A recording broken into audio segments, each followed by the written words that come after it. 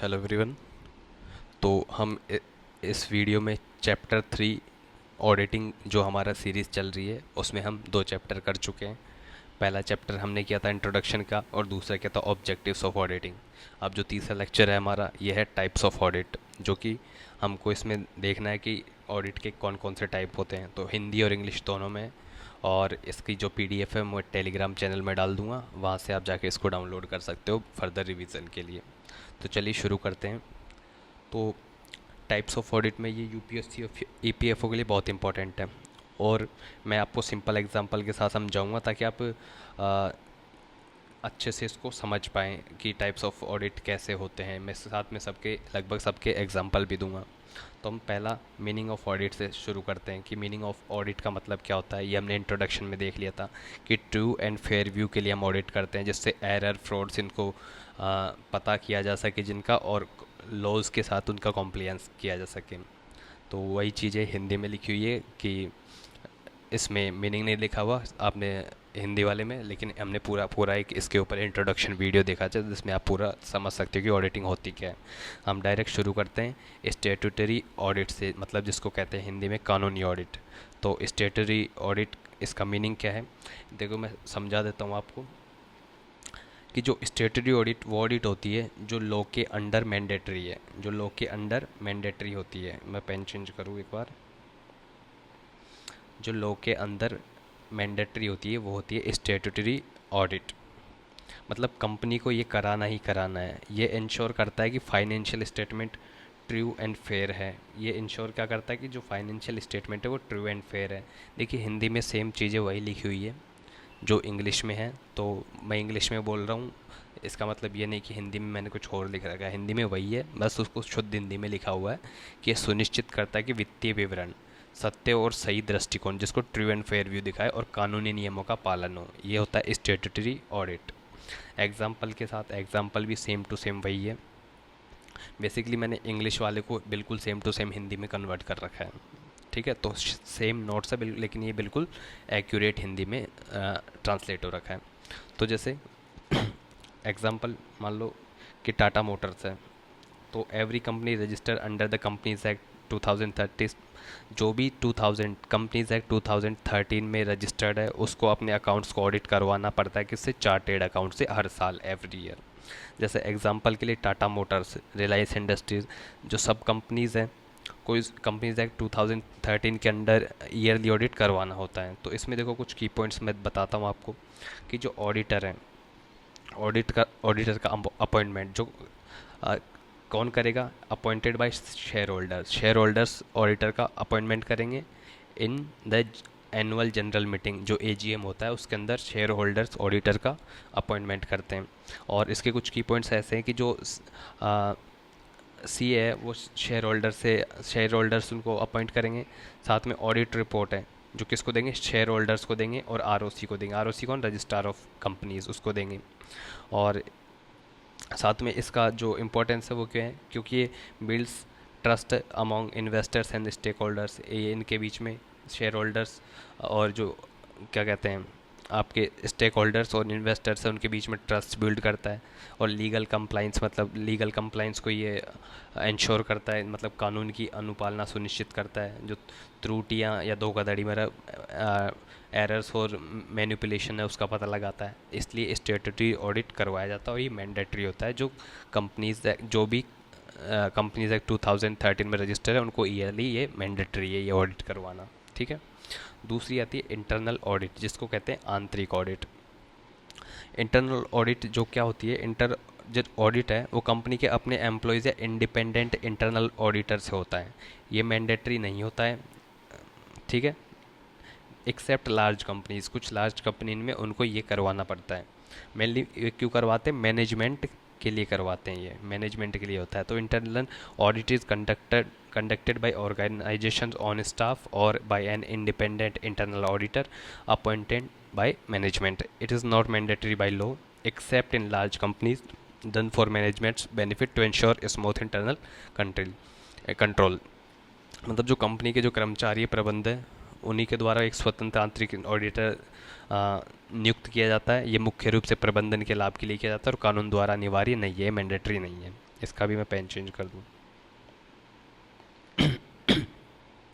इसके ऑब्जेक्टिव्स क्या है देखो, इसके ऑब्जेक्टिव्स है इंटरनल कंट्रोल को चेक करने के लिए किया जाता है, फ्रॉड और एरर्स को डिटेक्ट करने के लिए किया जाता है, और जो ऑपरेशनल एफिशिएंसी उसको इम्प्रूव करने के लिए किया जाता है, ये इसके उद्देश्य हैं। जैसे एग्जांपल के लिए रिलायंस इंडस्ट्रीज़ के इंटरनल ऑडिटर हर ब्रांच में केस, स्टॉक और जो अकाउंट्स है उनको चेक करते हैं, यही इंटरनल ऑडिट है। The in a big organization like Reliance Industries, internal audits check all branches, cash transaction, stock records regularly. They report to management, not shareholders. ये shareholders को नहीं जाती है, ये management को जाती है इसकी रिपोर्ट, ठीक है। और इसके जो फीचर्स हैं वो क्या है, ये कंटिन्यूस प्रोसेस है, focus on system improvement, not just finding mistakes. ये मिस्टेक्स फाइंड करने के लिए नहीं, बल्कि अपना जो सिस्टम उसको इम्प्रूव करने के लिए किया जाता है। Helps in cost control, budgeting, performance evolution, इनमें ये हेल्प करता है, ठीक है। तो ये बेसिक डिफरेंस दे रखा है इंटरनल ऑडिट और स्टेटरी जो ऑडिट है उसके बीच में। मतलब इसका नेचर कैसा है, इंटरनल ऑडिट का तो वॉलेंट्री है जो मैनेजमेंट द्वारा होता है, लेकिन ये स्टेटरी जो ऑडिट है वो मैंडेटरी है बाय लॉ। पर्पज़ क्या है, इम्प्रूव इंटरनल सिस्टम। इसका पर्पज़ क्या है, report to shareholders. Auditor कौन होगा, इंटरनल एम्प्लॉय या कंसल्टेंट होगा, इसमें चार्टेड अकाउंट होगा जो कि इंडिपेंडेंट होगा, ठीक है। जो ये स्टेटरी ऑडिट है इसमें इसके बेसिस क्या रहेंगे, जो इंटरनल ऑडिट का है उसका क्या रहेगा। सॉरी ये थोड़ा सा कुछ गड़बड़ हो गया, चलो इसको हटाओ। गवर्नमेंट ऑडिट की बात करते हैं, थर्ड पॉइंट हमारा जो गवर्नमेंट ऑडिट है वो क्या चीज़ है। जो ये जो गवर्नमेंट ऑडिट है वो पब्लिक सेक्टर और गवर्नमेंट फंडेड बॉडीज़ को ऑडिट होता है। ये कैग द्वारा किया जाता है। कैग कौन होता है, ये compounder controller and auditor general CAG होता है जो ऑफ इंडिया अंडर आर्टिकल 149। ये 149 में कैग ऑडिट करता है इन ऑफ द इंडियन कॉन्स्टिट्यूशन, ठीक है। मतलब गवर्नमेंट ऑडिट सरकारी विभागों, पब्लिक सेक्टर अंडरटेकिंग्स, पीएसयू कहते हैं जिनको, और जो सरकारी धन से चलने वाले संस्थान है उनका ऑडिट करता है गवर्नमेंट ऑडिट में। इसके ऑब्जेक्टिव्स क्या है, जो पब्लिक का फंड्स है उसको सही यूज़ हो रहा है कि नहीं ये चेक करना। To check whether expenditures are as per budget, की जो खर्चे हो रहे हैं वो बजट के अनुसार ही हो रहे हैं और रूल्स के हिसाब से हो रहे हैं, ये चेक करना। टू प्रिवेंट मिसयूज़ और करप्शन, जो बजट है उसका मिसयूज़ तो नहीं हो रहा है या कोई कुछ करप्शन तो नहीं हो रहा पब्लिक मनी के साथ, उसको इंश्योर करना इसका पर्पज़ है। अब देखिए गवर्नमेंट ऑडिट के 3 टाइप्स होते हैं। पहला रेगुलरिटी या फिर कंप्लाइंस ऑडिट, जिसमें इंश्योर किया जाता है कि rules and procedures are followed, कि रूल्स और प्रोसीजर्स फॉलो हो रहे हैं या नहीं हो रहे हैं, नियम और प्रक्रियाओं का पालन हो रहा है नहीं हो रहा। प्रोप्राइटरी ऑडिट, प्रोप्राइटी ऑडिट क्या होता है, कि जो आपका धन है उसका सही और न्यायसंगत उपयोग हो रहा है या नहीं हो रहा। मतलब checks whether money is spend wisely and honestly, कि ठीक तरीके से तो या फिर अंधाधुंध कहीं भी पैसा आप लगाए जा रहे हो, ऐसा तो नहीं हो रहा है। तीसरा परफॉर्मेंस ऑडिट, ये चेक करता है किसको, एफिशिएंसी को, इकोनॉमी को and effectiveness of government program. जो प्रोग्राम चल रहे गवर्नमेंट प्रोग्राम्स वो एफिशिएंट है नहीं है, या इकोनॉमिकल है या नहीं, या इफेक्टिव है नहीं। जैसे एग्जांपल की कैग क्या इंडियन रेलवेज को ऑडिट करता है, डिफेंस अकाउंट्स को ऑडिट करता है, पब्लिक सेक्टर बैंक्स को ऑडिट करता है। और एग्जांपल के लिए आप 2G स्पेक्ट्रम सर्च करना कि 2G स्पेक्ट्रम घोटाला हुआ था वो क्या था। तो इसमें देखो कैग ने ऑडिट किया था उसको, इसके एलोकेशन केस को, to check misuse of public resources, उसमें क्या मिला था वो आप जाके गूगल पे चेक करना क्या हुआ था, 2G स्पेक्ट्रम है क्या चीज़। फोर्थ वाला आता है ऑडिट का type, cost audit. Cost audit क्या होता है भाई, कॉस्ट ऑडिट का जो एम होता है वो कॉस्ट अकाउंट्स और कॉस्ट रिकॉर्ड्स वेरीफाई करना होता है। इसका क्या होता है, कॉस्ट जो ऑडिट होती है आपकी, इसका कॉस्ट अकाउंट्स को और जो कॉस्ट रिकॉर्ड्स है उसको वेरीफाई करना होता है। जैसे प्रोडक्शन कॉस्ट सही है या नहीं, वेस्टेज कम है या ज़्यादा हो रहा है, ये सब चीज़ चेक करना होता है। Cost audit is the verification of cost accounts and cost records to ensure that they are accurate and reflect the true cost of production, कि जो आपके प्रोडक्शन में जो कॉस्ट आ रही है वो सही है या नहीं है, आप कुछ गलत तो नहीं बता रहे हो। ये चीज़ें कॉस्ट ऑडिट में की जाती है। ये कौन करता है, ये कॉस्ट अकाउंटेंट करता है, जिसको CMA भी कहते हैं, under the cost and works accountant act. इसके अंडर ये इस चीज़ को ऑडिट करता है। इसके ऑब्जेक्टिव क्या है, to verify correctness of cost sheets and cost records,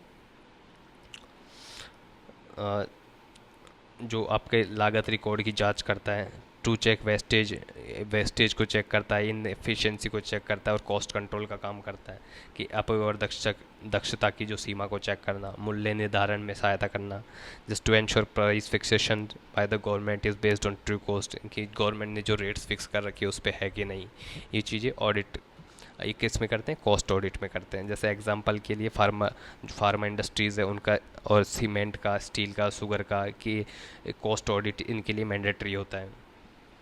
कि जैसे आप दवाइयों की प्राइस सेट कर रहे हो तो उसमें गवर्नमेंट का भी रोल होता है कि दवाइयों की प्राइस कितनी होनी चाहिए, कितनी नहीं होनी चाहिए, तो ये कॉस्ट ऑडिट है। Example, cement factory gets its cost records audited by a cost accountant, जिसको सीएमए कहते हैं, to verify production cost.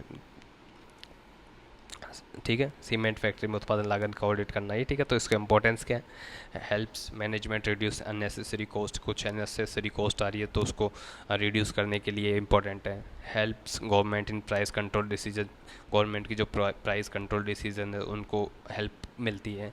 Ensure transparency आती है इससे, ठीक है। तो ये आपके कॉस्ट ऑडिट के बेनिफिट्स है या इंपॉर्टेंस है, तो ये आपके हिंदी में भी ये चीज़ें लिखी हुई है। फिफ्थ आता है मैनेजमेंट ऑडिट, जिसका मीनिंग क्या होता है मैनेजमेंट ऑडिट का जो फोकस ओवरऑल किस पे होता है, एफिशिएंसी ऑफ मैनेजमेंट पे होता है, और एफिशिएंसी ऑफ मैनेजमेंट पे होता है, जिससे कि आपके डिसीजंस, पॉलिसीज़, आपके प्रोसीजर्स क्या है, इन चीज़ों को चेक किया जाता है इससे। Management audit is an evolution of overall efficiency of management, जिसमें पॉलिसीज़, प्रोसीजर्स, डिसीजंस, इनको चेक किया जाता है। It follows on how well management is performing, कि जो मैनेजमेंट है वो कैसा परफॉर्म करना है, not just the financial figure को नहीं, कि भाई मैनेजमेंट कैसा परफॉर्म कर रहा है, इसको चेक किया जाता है। इसके ऑब्जेक्टिव क्या होते हैं, देखो हिंदी में भी सेम चीज़ है, आप इसको पढ़ लेना, कोई रॉकेट साइंस नहीं है, सिंपल हिंदी है, और ये इंग्लिश भी बहुत सिंपल इंग्लिश है, ठीक है। तो कोई बड़ी चीज़ नहीं है, इतनी इंग्लिश आपको आनी भी चाहिए अगर आप ईपीएफओ का पेपर दे रहे हो, तो इंग्लिश का भी बहुत अच्छा वेटेज होता है। इसके ऑब्जेक्टिव्स क्या है, टू एवेलेट मैनेजरियल एफिशिएंसी, कि जो मैनेजरियल एफिशिएंसी उसको एवेलेट करना कि वो सही से काम कर रहे हैं नहीं, मैनेजमेंट ऑडिटिंग में जो मैनेजमेंट है वो सही से काम कर रहा है कि नहीं कर रहा। To identify weak areas in management, की कुछ मैनेजमेंट के कुछ अगर कमज़ोर चीज़ें हैं, कमज़ोर पक्ष है, तो उनकी पहचान करना जिससे उनको बेटर बनाया जा सके। To provide recommendation for improvement, कि अगर कुछ वीक एरियाज़ है तो उसका इम्प्रूव किया जा सके, ये इसके ऑब्जेक्टिव है। एग्जांपल के लिए एक कंपनी है जो जिसको लॉस हो रहा है, तो इसमें मैनेजमेंट ऑडिट जो होगी be conducted to check whether production planning, कि भाई क्यों लॉस हो रहा है, आपकी प्रोडक्शन प्लानिंग सही है या नहीं, मार्केटिंग सही है ना या नहीं, आपके जो डिसीजन मेकिंग है उसमें कुछ गड़बड़ तो नहीं, कुछ गलती तो नहीं कर रहे आप। तो इससे क्या मैनेजमेंट ऑडिट से इन चीज़ों को इम्प्रूव किया जा सकता है, इसलिए मैनेजमेंट ऑडिट होती है। और उसके बाद आता है सोशल ऑडिट, जो बहुत इंपॉर्टेंट है, सोशल ऑडिट करवाना आपके लिए, और एक एनवायरमेंटल ऑडिट बहुत इंपॉर्टेंट है। तो इसके फीचर्स क्या है, पहले तो हम इसके देख लें मैनेजमेंट ऑडिट के फीचर्स। फॉरवर्ड लुकिंग ऑडिट, ये क्या है, फॉरवर्ड लुकिंग ऑडिट है, और आपके conducted by experts in management, जो मैनेजमेंट में जो एक्सपर्ट्स हैं वो इसको कंडक्ट करते हैं, और किस में हेल्प करते हैं, स्ट्रेटेजिक प्लानिंग में और डिसीजन इम्प्रूवमेंट में हेल्प करते हैं। उसके बाद आता है सोशल ऑडिट। इसका मीनिंग क्या है सोशल ऑडिट का, सोशल ऑडिट चेक करता है कि कंपनी सोसाइटी और कम्युनिटी के लिए पॉजिटिव काम कर रही है नहीं, कि जो कंपनी है, कोई ऑर्गेनाइजेशन है, वो सोसाइटी और कम्युनिटी के लिए पॉजिटिव काम कर रही है नहीं। तो यही चीज़ इसमें लिखी हुई है, it measures whether the company is socially responsible and ethical in its operation. ये कि भाई जो आप कुछ भी आपका एस्टेब्लिशमेंट या ऑर्गेनाइजेशन कुछ भी काम कर रहा है, तो उसमें जो आपका सोशल और सोशली आप पॉजिटिव इम्पैक्ट डाल रहे हो नहीं डाल रहे हो, इन चीज़ों को ये चेक करता है कौन, सोशल ऑडिट। इसके ऑब्जेक्टिव्स क्या है, to evaluate the social performance, of organization, to check whether company fulfills corporate social responsibility, जिसको CSR कहते हैं, कि इसको फुलफिल कर रही है नहीं कर रही है। कि इसको हिंदी में CSR को क्या कह देंगे, कॉर्पोरेट सोशल रिस्पॉन्सिबिलिटी। जो कॉर्पोरेट की जो सोशल रिस्पॉन्सिबिलिटी है उसकी अनुपालना हो रही है नहीं हो रही है। और जो संगठन का सकारात्मक योगदान सुनिश्चित करना, to ensure organization contributes positively to society. जैसे एग्जांपल कीजिए इन्फोसिस और ये टाटा ग्रुप वगैरह हैं, ये काम करते रहते हैं लोगों के लिए कि ये चैरिटी कर रहे हैं। ये सब चीज़ सोशल ऑडिट में चेक की जाती है कि वो जो कर रहे हैं वो सही में आप दिखा रहे हो या फिर असली में कर रहे हो, तो ये सोशल ऑडिट में चेक किया जाता है। जैसे इन्फोसिस और Tata group conducting a social audit to measure the impact of their CSR। CSR क्या है? Corporate social responsibility. जैसे कि एजुकेशन में, हेल्थ में, एनवायरनमेंट वेलफेयर में काम करते रहते हैं लोग, तो ये चीज़ें किस में चेक की जाती है? सोशल ऑडिट में चेक की जाती है। जैसे मनरेगा है, तो ये गवर्नमेंट स्कीम है, तो इसका भी सोशल इम्पैक्ट पॉजिटिव आ रहा है नहीं आ रहा है, इसका भी ऑडिट करना पड़ता है कि आप चलाते रहे हो मनरेगा लेकिन उससे कुछ इम्पैक्ट हो रहा है कि नहीं हो रहा। तो ये सब चीज़ें सोशल ऑडिट है कि हाँ लोग ठीक से खाना खा रहे हैं या नहीं खा रहे। आप मनरेगा तो चला रहे हो तो पैसे जा रहे हैं, तो पैसों का ढंग से यूज़ हो रहा है नहीं हो रहा है, या फिर आप जितने दे रहे हो वो सफिशिएंट दे रहे हो, या फिर बस काम चलाओ पैसे दे रहे हो आप, जिससे आपका बस पानी आ जाए, बस खाना ही ना आ रहा है, पानी पानी आ रहा है। तो ये सब चीज़ें सोशल ऑडिट में चेक की जाती है कि भाई social audit ensure the funds are use properly for the poor. इसके बेनिफिट क्या है कि अगर जैसे इन्फोसिस या टाटा कुछ कर रहा है, ऐसे सोशल वर्क कर रहा है, तो ये लोगों के बीच में ट्रस्ट पैदा करता है, इनकी ब्रांड इमेज को इम्प्रूव करता है, और जो इथिकल फंक्शनिंग है आपकी, जो नैतिक कार्य हैं उनको सुनिश्चित करता है। तो यही चीज़ें यहाँ पे हिंदी में लिखी हुई है। उसके बाद आता है एनवायरमेंटल ऑडिट। जे भी आपके लिए बहुत इंपॉर्टेंट है। एनवायरमेंटल ऑडिट का मतलब क्या होता है कि जो एनवायरमेंटल ऑडिट चेक करता है कि कंपनी अपने ऑपरेशंस में से एनवायरनमेंट को अफेक्ट तो नहीं हो रहा, कि एनवायरनमेंट ज़्यादा ख़राब तो नहीं हो रहा, कि आप जैसे आप केमिकल इंडस्ट्री का ले लो कि आप एक लिमिट तक प्रोडक्शन तो कर रहे हो लेकिन इससे एनवायरनमेंट को बहुत नुकसान होता है, तो एक लिमिट के अंदर जिसके एनवायरमेंटल लॉज बने हुए हैं, जिनके लिमिट के अंदर आप कर रहे हो क्या उससे बाहर कर रहे हो। तो इसके ऑब्जेक्टिव क्या है कि to ensure compliance with the environmental laws, to check pollution levels and sustainability practices, to help compliance adopt eco friendly measures, कि पर्यावरणीय कानून का पालन हो रहा है कि नहीं हो रहा। आपका जो प्रदूषण और स्थिरता का जो मूल्यांकन करना है, पर्यावरण मित्र उपाय अपनाना है, इको फ्रेंडली कहते हैं जिसको। जैसे एग्जांपल के लिए chemical factory conducts environmental audit to ensure that waste disposal, जो भी केमिकल का जो वेस्ट डिस्पोजल है, वाटर यूज़ हो रहा है, जो इमिशन लेवल्स है वो एनवायरमेंटल नॉर्म्स को मीट कर रहा है कि नहीं, या उससे ज़्यादा हो रहा है, उसको एनवायरनमेंट को कुछ ज़्यादा इम्पैक्ट पड़ रहा है। इन सब चीज़ों को चेक किया जाता है। जैसे NTPC ONGC regularly conduct environmental audits. तो इसकी इंपॉर्टेंस क्या है? रिड्यूस पॉल्यूशन एंड हजार्डस, कि जो आपका पॉल्यूशन है उसको कम करना, और इसका इम्पोर्टेंस है इस ऑडिट का। ठीक है।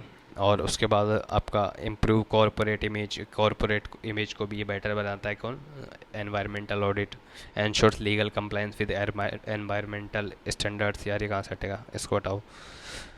एनवायरमेंटल स्टैंडर्ड्स, तो ये आपके एनवायरमेंटल ऑडिट के ऑब्जेक्टिव्स और एग्जांपल्स हो गए, और इसका इंपॉर्टेंस क्या है हो गया। उसके बाद आते हैं forensic audit. Forensic audit basically होता क्या है? फॉरेंसिक ऑडिट ये क्या कहता है? डिटेल्ड फाइनेंशियल इन्वेस्टिगेशन है, जो कि फ्रॉड और क्राइम को डिटेक्ट करने के लिए होता है। ये जो फॉरेंसिक ऑडिट है, कि जो forensic audit is a detailed examination of financial records, जो आपके फाइनेंशियल रिकॉर्ड्स है उसको डिटेल में एग्जामिनेशन किया जाता है। क्यों? क्यों? डिटेक्ट करने के लिए, इन्वेस्टिगेट करने के लिए, अगर कुछ फ्रॉड और फाइनेंशियल क्राइम्स हो रहे हैं तो उससे रिलेटेड।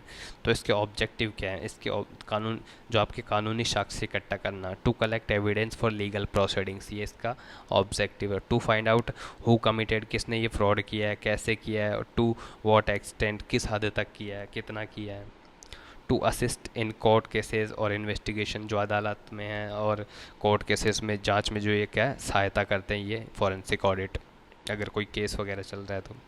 ये कंडक्ट कौन कराता है? स्पेशलाइज्ड ऑडिटर्स होते हैं इसके लिए, जो ट्रेंड होते हैं forensic accounting and fraud detection, ये उसको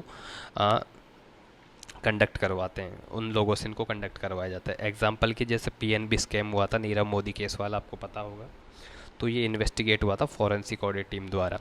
forensic auditors trace fake letters, इस केस में क्या होता है, जो फेक लेटर्स थे जो, और आपका जिसको LOU कहते हैं, लेटर ऑफ अंडरटेकिंग, ये लेटर ऑफ अंडरटेकिंग जो फेक थे उनको पता लगाया था, और जो फंड डाइवर्जन हुआ था पीएनबी स्कीम में वो उसका पता लगाया था, किसने लगाया था? ये आपको इसी ने लगाया था, फॉरेंसिक ऑडिट नहीं। तो इसके फीचर्स क्या है? Uses data analytics and digital evidences. कुछ डिजिटल टूल्स और डाटा एनालिटिक्स का प्रयोग किया जाता है, धोखाधड़ी रोकने और पैसे की वसूली में मदद करता है, अदालत के लिए उपयुक्त रिपोर्ट तैयार करता है, ये इसके ऑब्जेक्टिव है, फीचर्स है, सॉरी। अब देखिए एक समरी दे रखी है जिसमें बहुत सिंपल सबको समराइज़ कर रखा है कि टाइप ऑफ ऑडिट कौन है, कंडक्ट कौन कराता है, इसके ऑब्जेक्टिव क्या है और एग्जांपल क्या है।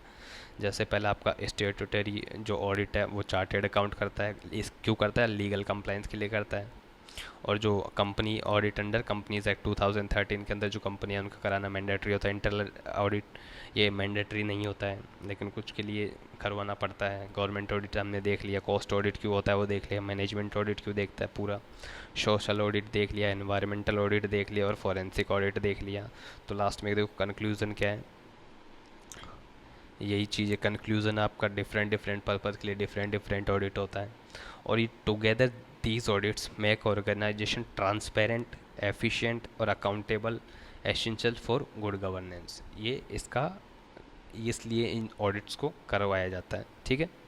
तो यहाँ पे आपका लेक्चर नंबर 3 जो टाइप्स ऑफ ऑडिट है वो हम ख़त्म करते हैं। आपको इस सेक्शंस वगैरह के अंदर जाने की ज़रूरत नहीं है, आपको सीए नहीं बनना, आपको एग्ज़ाम क्लियर करना है। और टाइप्स ऑफ ऑडिट में पूछेगा तो जैसे ऐसे पूछ लेगा कि मैंने गवर्नमेंट ऑडिट के जो 3 टाइप बताए वो कौन से हैं, रिकॉल करो और बताओ कौन से हैं।